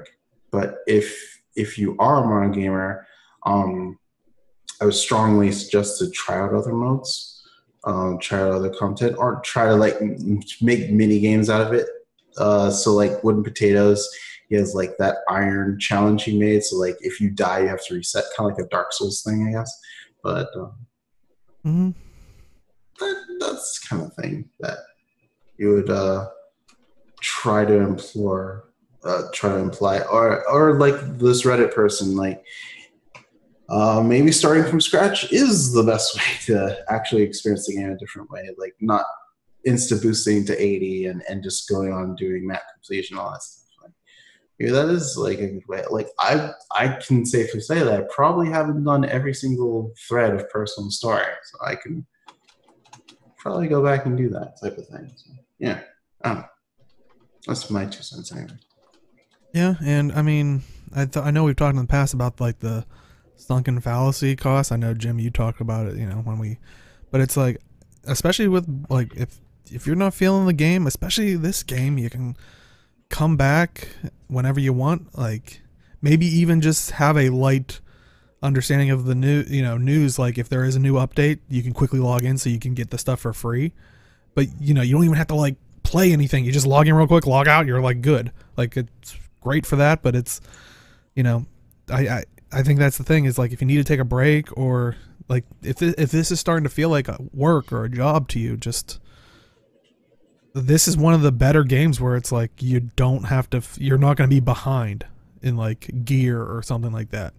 You might have to depending on how long you're gone, relook at your build if you're trying to be a min-maxer, but you're not going to be like, oh, I need to get this new tier of gear because the item level went up. It's like, we're really not, we really don't have that issue, luckily. So, I don't know. I think it's the hardest thing is realizing in yourself and being able to feel like you can step away from it. Yeah, that's actually, I think my wife has put it, is that Guild Wars 2 is the guilt-free MMO because there is no subscription cost. Because once you buy this game, you have this game. You can log in whenever you want. You do not log in, you're not wasting anything. Yeah. Kate's actually a good example. Like Kate has been playing like WoW, taking a break from Guild Wars 2. And just playing WoW, enjoying it. She's probably gonna play the new expansion. And I'll see some tweets from her, like doing like I think it was Mage Tower or something like that. But take some time off. If you're a mono gamer, I understand it's a bit more difficult for you because you just want to keep playing Guild Wars 2, right? Like you don't want to play any other game. But in that case, you're gonna have to try to make your own fun. I know that's really hard to say, but like, it's... I mean, I think it would be interesting to play a playthrough where you don't do the hearts. You only get the heart experience if you do events around it, like it was meant to be. Yeah, they need to put expansion exclusive dungeons, and that would be awesome. Come back. Yeah, I was gonna say let's get Dungeons 2 come back first, and then we'll talk about it, like exclusivity and like the expansions. But sadly, I just don't. But I feel like I would love it to, but this is a rabbit hole for after show because I know we all like dungeons because I don't want to dive too deep into that. Yeah. Okay. Here we go. Here's one data. Perspective. Instead of grinding out Dragon Sand, I got a commander tag and learned how to take the lead in South Lane. It changed the entire experience for me, and that helps prevent burnout. There you go. So there you go. A+, man. You're still doing like kind of the same thing, but you're taking it from a different. Yeah, exactly. So awesome. That's. Yeah. Not only that, and you're helping the community. So double thumbs. Yeah, you can be like one of those people where maybe someone that's like that, like, oh, I would love to do that. I'm so nervous. And you can be like, I was in your same place. And, trust me, just take it. Like, you could probably give them tips. It'll be. Wait, which one is South Lane again? I can't remember. That's the lane in the south. No offense. No, really? Well, to be fair, they're all vertical, so. But I can't remember which boss it is. I don't even remember which boss anymore. Is the Axe one? Sounds right. One, I think. I was gonna say it, but I wasn't like. I don't know why people struggle with Axe. I don't go mid lane. I only go south. The spinning. Mid lane is staff, I think, and I just hate the Axe. Axe is south lane. Okay, yeah. Yeah, it's Axe. He's a terrible baker, that's for sure. Any final thoughts on dealing with burnout or? Play other games if you like other games.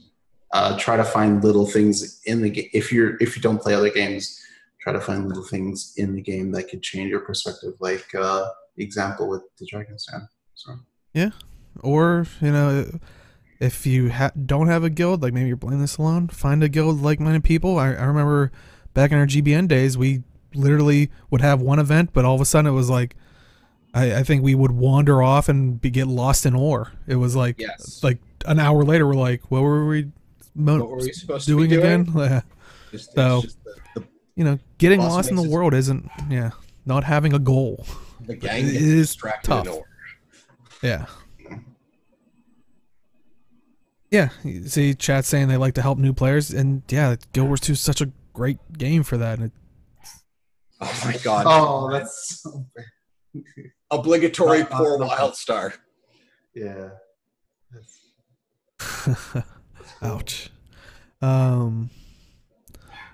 Chat saying I was starting to burn out, but I got into having Guild Wars 2 Twitch streamers on, and it brought me back. See, Felt like I had a community again. Yeah, see, different ways. You don't have to leave Guild Wars 2 if you don't want to. Like Age was saying, if you're a mono gamer, there's different avenues to still stay interested in it. So without allowing yourself to still take that break that you It's just about need. finding it. Yeah. Yep. Balancing everything. Professions and use of social media. Burnout. Gem store prices. No, you want to go full force into the gem store. Throw all the money at it, right? You don't need to help him, Age. But it makes it less painful. When you're part of the problem, it doesn't hurt as much. But speaking of the gem store, always thank you to Dolphy.net. Check out Dolphy.net so you can spend your gems more wisely. First up, we have a new mount skin. It's for the beetle. So, if you play the new Living Story, you got the beetle mount. You got a new skin for it. And that is the Tremor Armadillo Beetle skin for 2,000 gems. Like we said, it is a skin, so it's not like no pay to win aspect on it. It doesn't unlock the mount for you or anything like that. Just purely a cosmetic skin. And so I'd love to hear your guys' thoughts and also chat as well. Sand Slash. Oh my god! Yeah. You didn't think about that? No, when I looked at it, I was like, has anybody dyed it blue? Because it just, when it does like a spin thing, I was like Sonic, but... Thank you. Oh, okay. There you go. Okay, see, at least I'm not alone with Sonic the Hedgehog thing. But yeah, Sand Slash, wow, it's just though I did notice a lot of people pointing out that it's not really an armadillo. It's more of a pangolin. Yeah, Yeah. Well, yeah. Because armadillos have like, not spiky layers. It's more plated. Yeah. It's like a banded plate all the way back. This is definitely more of pangolin. Which I only knew about pangolins because of the Shield brand from Borderlands. That's where I learned about them first. I learned about them from an anime. I forgot what the anime was called. Killing Bites, I think it was. But in case we didn't mention it, it is a 2,000 gem mount for. Yeah, this is. Oh, and Dea, while we're on the topic of beetle mounts, Krista already came up with one that you're going to buy for Halloween. Oh no! It's the Mad King head. Oh my god! I have that's just what she thinks it should be. That would be pretty just cool. Like the beetle is the Mad King's head, and that's what rolls. And then when you do the roll out attack, it could laugh.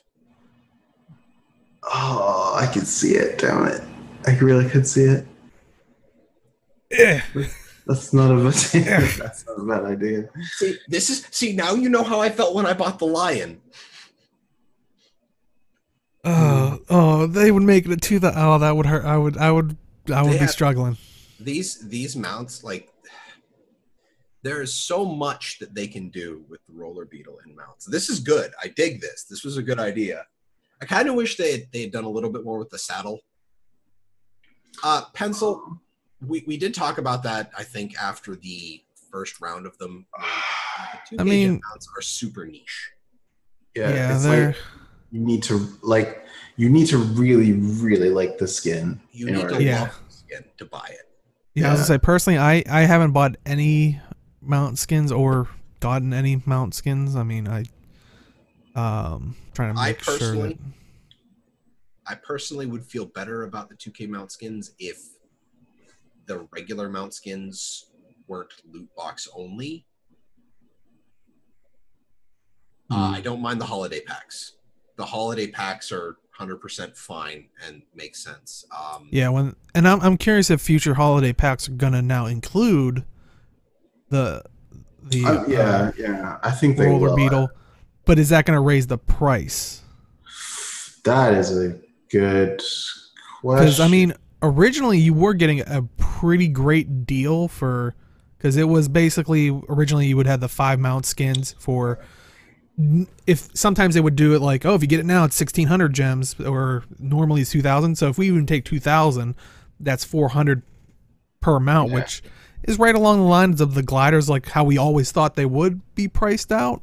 And but you know, with the you're pretty much, but yeah, I wouldn't be surprised if they jacked up the price an extra mount skin, just because it is an extra mount skin that you are getting. So it wouldn't surprise me in this. Yeah, I could see the mount packs going up to 2,400 base, and then with the price reduction for the sales.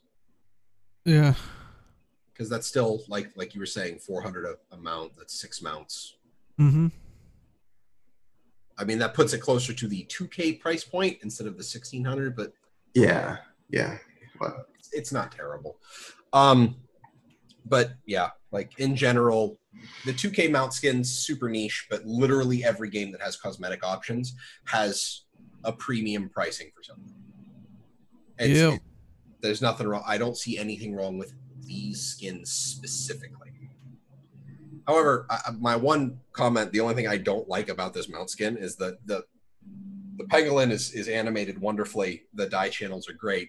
The saddle's a little boring to me, but I think that's because most of your attention to the detail is put on the animal itself, not the saddle. But I figure like there's a lot of design space there that's available they just really didn't use. More spikes. Why not? I want something from my childhood. I want a big wheel. Super Adventure Beetle. There you go. They still don't have a pack for that. Oh my god, like a water elemental with a surfboard. Oh, that'd be pretty cool. Ha! The puns. Oh no. Is anyone actually picking this up? Like for me, I'm not. I like the Sonic memes I could pull off of it, but I'm not. Charbike. Charbike. Oh. What are those hot roller devils? Tamed Rolling Devil. Oh, as a mount. That would be pretty cool. That would be pretty cool. It would fit with it. I mean, it'd be a thinner thing, but yeah, it could still easily work. The only time you would really notice it is because there were rolling devils with that size when rolling. The only thing that would be different is the idle animations and maybe the walk, because they are different models when they walk. Yeah. When it's rolling around. But all right. Well, we also do have some returning items. So we have the Raven Spirit Glider for 500 gems. The Dread Quiver Backpack for 350 gems, the Mercenary Backpack for 400 gems, the Winged Headpiece for 400 gems, and the Crimson Lion Die Kit, Blue Shift Die Kit, and Zytan Die Kit for 1 for 93 gems, 5 for 375 gems, 25 for 1875 gems, which is about 26% off. I think the dies are gone now. I'm not sure. I have to double check. But Chat knows, but well, I think we all would have been recommending not to get them anyway. So the die kits, yeah, screw those. By the one you want off the trading post. Yeah, that's usually been our unanimous reoccurring response there. So if those are the only things that left.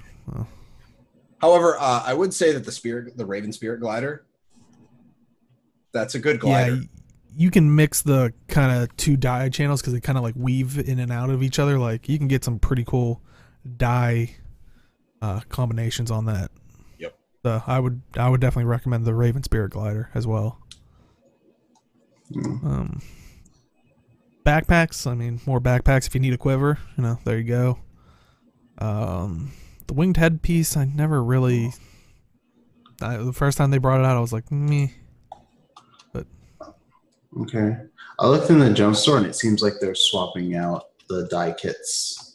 So right now it's same prices, but it's Alonian Landscape die kit, Timey's die kit, Winter Chimes die kit, and yeah. Those are the ones right now.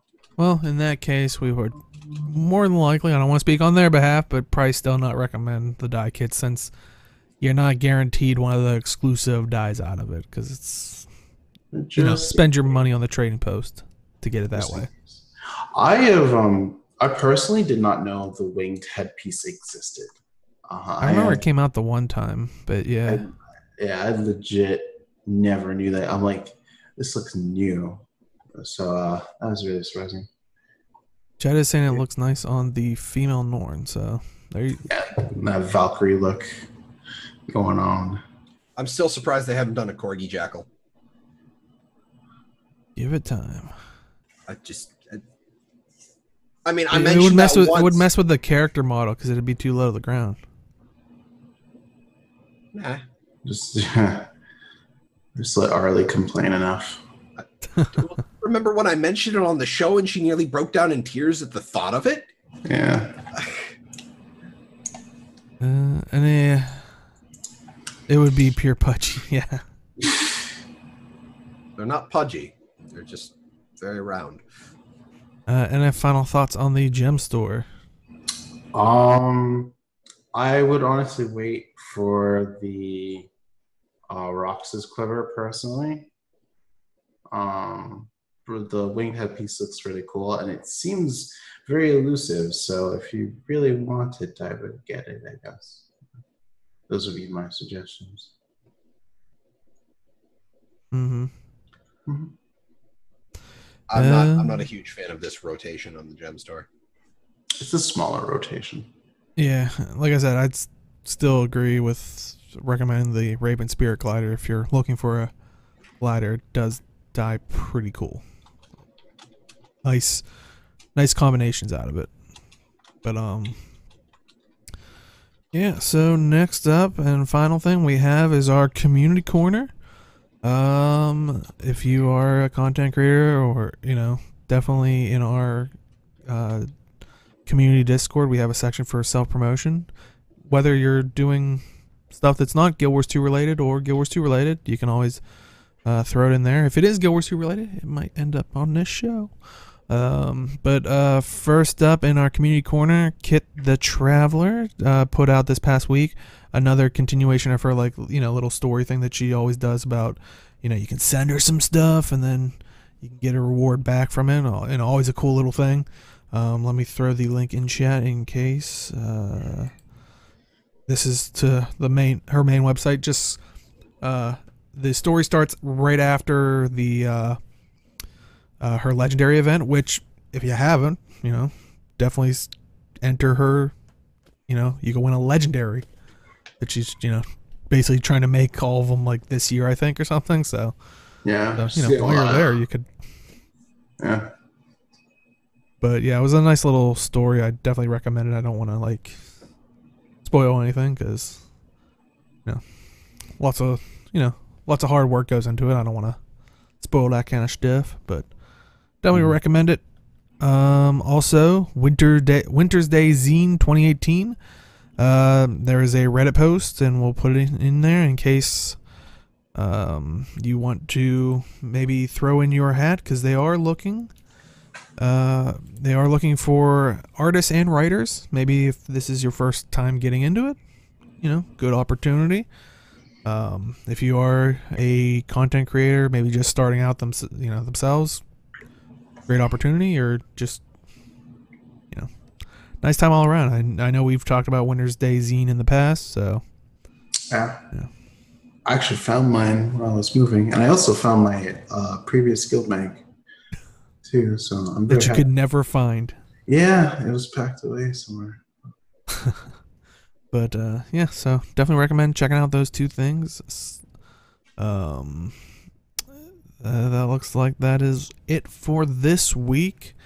So Jim, where can they find you? I can be found on Twitter at MalthanusMMO. You can also find me here on twitch.tv/TalkingSkritt every Wednesday night for our Zero to Hero ranked PvP night. Starts at 7 p.m. Eastern Daylight Time.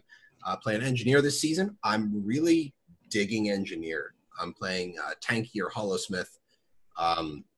It's just a lot of fun. I found that I'm digging the more bruisery specs. anymore because that's just how I play. But Hollow's in a good place right now, and I'm having fun, especially after the Elixir S change. Awesome. And Yeah. Choya butt. Show the Choya butt. Yeah, Choya butt. And Age, where can they find you? You can find me on Twitch and YouTube at Age Night Road. I'll probably stream tomorrow, if anything. I kind of want to take a small break because it's been a long week for me. Yeah, I'll probably play some Guild Wars too. If I do feel like it tonight, I'll probably stream something from my Switch if I could get that working. Yeah. This is like the first time you're playing the Switch too, so it's like sounds like you shouldn't miss it. We'll see how it goes. Awesome. And you can find me at simply_Dale on Twitch and Twitter.